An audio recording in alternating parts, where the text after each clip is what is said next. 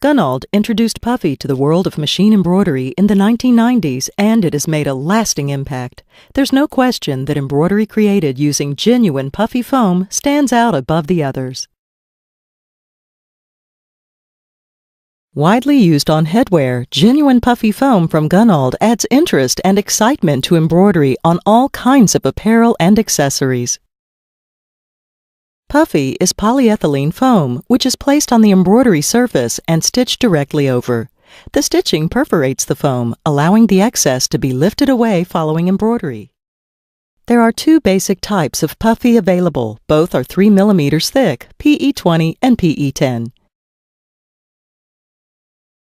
PE20 is softer and more easily shaped, making it suitable for outerwear and similar apparel.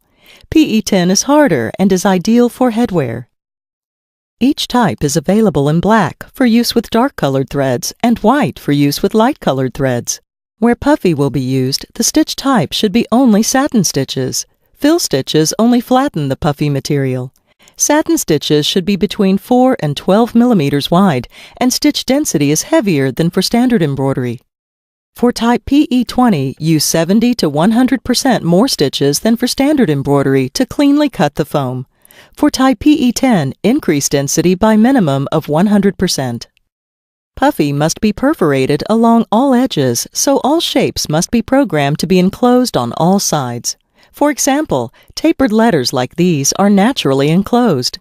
In the case of naturally enclosed shapes like this circle, overlap the stitching a bit as shown in this simulation, so that the Paffi won't create a gap in the stitching.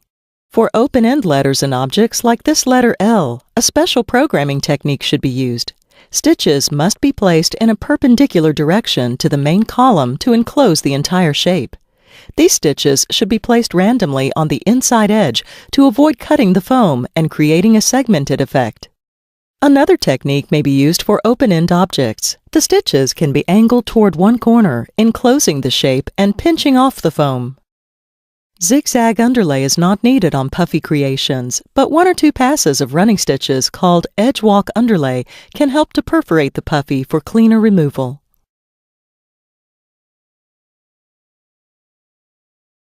Some Paffi designs include a running stitch outline to indicate placement of the Paffi, followed by another running stitch to secure the Paffi.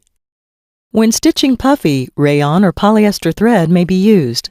A light ballpoint needle type SES is recommended rather than a sharp point because the point is slightly larger, resulting in better perforation.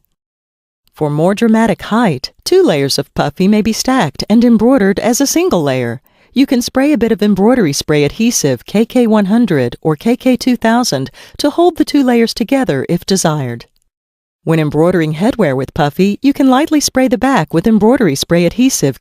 Adding a stitched background to match the cap color gives Paffi lettering on headwear a crisper, cleaner appearance. The Paffi portion of a design can appear at the beginning, middle, or end of the design. Regardless when it is stitched, stop the machine after the Paffi portion has stitched and lift away the excess. After the embroidery has been removed from the machine, you may see a small amount of foam along the edges of the embroidery, particularly with PE20. This can be easily removed with a heat source, such as a household iron or heat gun. Paffi can be used for an entire design or as an accent. And as you've seen, it's easy to give logos a fresh look with 3-dimensional embroidery using Paffi.